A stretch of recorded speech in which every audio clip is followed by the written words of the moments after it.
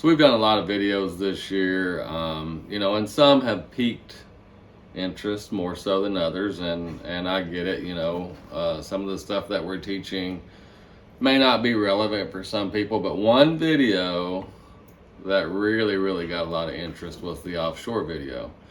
So what I want to do, you know, we get a lot of really good comments on the channel, you know, on every video. But we had a lot of questions. It's almost like we need to do a series of videos just on offshore fishing. And honestly, there could be weeks of teaching about that. But what I want to do is go through some of the questions and just kind of elaborate more, kind of go in depth a little bit. You know, just sitting on the couch and just explain more about some of the questions that were asked. So that's what we're going to do in this video, is just kind of an elaboration of the offshore, an elaboration of some of the comments on the offshore video.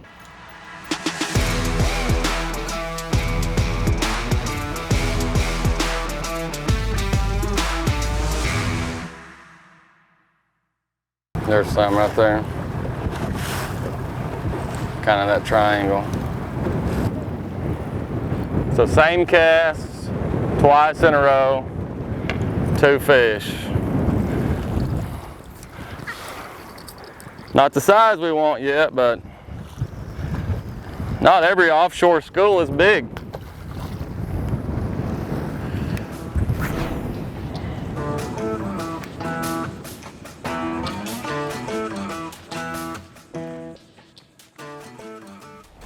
You know, I really love offshore fishing, and typically, you know, when these fish first get out there, which is that in the central part of the United States, the May and the June, they group up. And now groups depend. I've seen some lakes like Grand Lake, for instance. I've never seen big schools there. They're, you know, schools of 5 or 10. Kentucky Lake, Pickwick, lakes like that, I've seen schools of 100. But not all places are the same, and you know, you may hit one spot and they may be 2-pounders. You may hit one spot, they're all 4s and 5s, and then I've seen schools where they actually mix. So every situation is different, and that's one of the things that's kind of intimidating about offshore. You're out there in the middle of the lake throwing around, and it's intimidating for some guys because they don't know what they're looking for. So you just have to trust your electronics. I'm gonna get you, not the dog, and hope that you know, whenever you do find them, that they're some of the biggest in the lake. But you know, I always try to find as many schools as I can, and then just be able to bounce around the event. Oh, he hit it. You can literally feel them, like get up behind the crankbait and take water out of the bait, like it just skips.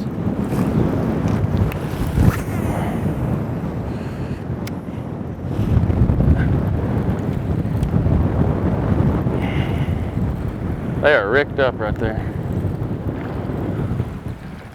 You think that you're closer to the boat because your line's in the water, and I mean, they're 60 yards out there.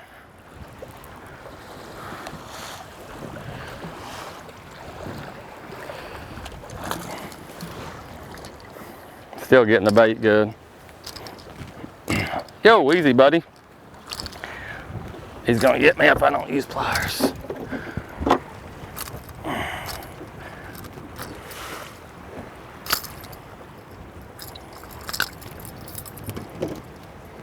Thick.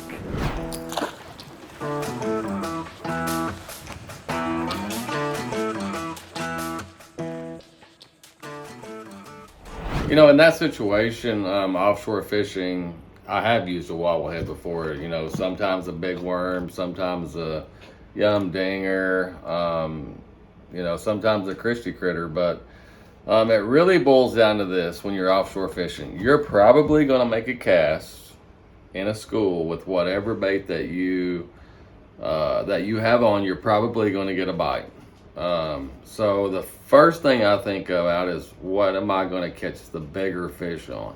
That's why a lot of times I'll kind of start that off with a crankbait. But also I want to know is, what am I going to have the highest hookup to landing ratio, meaning, you know, I love throwing a swim bait in there like a Scottsboro or something like that, because it's a single hook. You know, I'm just going to land a lot of those fish. A jig is a great bait, but here's the thing is you can't have every bait laid on the deck that they say looks like this or they say works. You need to be using the baits that you have the most confidence in. You know, even though I only showed 4 or 5 baits on the video, offshore video, there's tons of them out there that catch fish in situations like that. But I have the baits that I have confidence in, and that's what the viewers need to do. You need to pick the baits that you have confidence in. You know, I would say that a guy needs some sort of crankbait, some sort of swim bait, some sort of bottom bait, you know, but just pick the one that you have confidence in, and I really think that if you're throwing a bait that you have confidence in, you're going to do better than throwing your buddy's confidence bait. So just throw what you have confidence in. Now, this is a 5-inch swim bait, and I throw, you know, 6, just depending on the lake.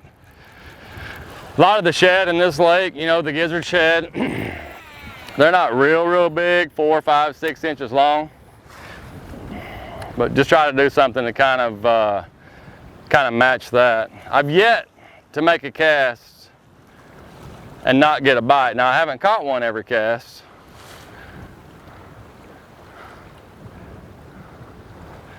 You just kind of got to go through the step, through the routine. You know, I got a big worm laid up here, a mighty worm. I got a drop shot,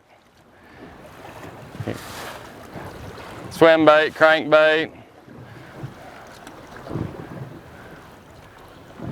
Oh, I thought that was bottom and it was a fish. The waves are so big, it's picking up my line. Can't hook them. That school's moved closer. I've caught so many that's pulled them closer, a little bit closer to the boat.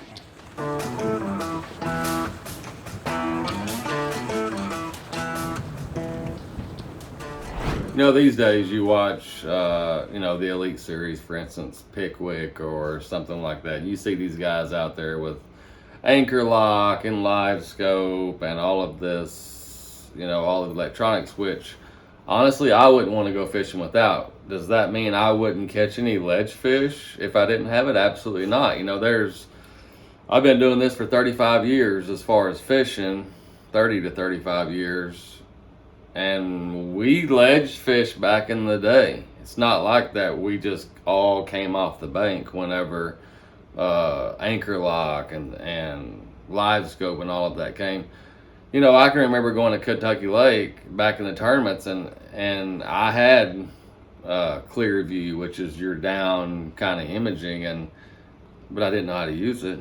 And I remember just going, and my rule of thumb was I got on the river ledges and I just picked a BD7, the bomber crankbait up, and I took off cranking down these ledges. And when I caught 2 in a row in practice, you know, that was a spot, that was a school. And of course we could mark a waypoint and then come back. But even before being able to mark a waypoint, you know, you mark 20 foot deep, you look at that sycamore over there and you triangulate it with a marina or something like that. So absolutely, you know, even if you don't have live scope, you don't have anchor lock. There are guys fishing on the Elite Series that do not have anchor or spot lock. There is. I mean, they just choose not to do that.